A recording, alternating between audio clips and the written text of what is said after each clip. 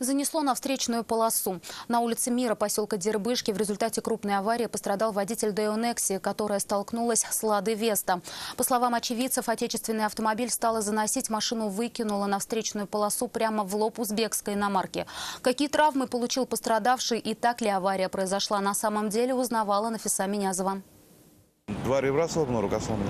С многочисленными переломами и сотрясением головного мозга 45-летнего водителя Део Некси госпитализировали в 7-ю городскую больницу. Родственник пострадавшего мужчины рассказал свою версию произошедшего. Он со стороны Дербышек ехал в сторону города, а Некси со стороны города в сторону Дербышек.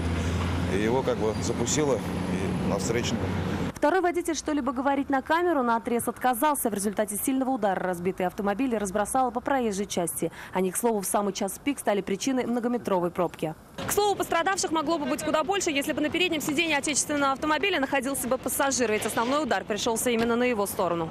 И судя по детскому автокреслу, им мог бы быть и маленький ребенок. Но, к счастью, сиденье пустовало, и искореженным автомобилем понадобилась помощь эвакуатора. Самостоятельно они уже передвигаться не могли. Нафиса Минязова, Азат Самигуллин, вызов 112.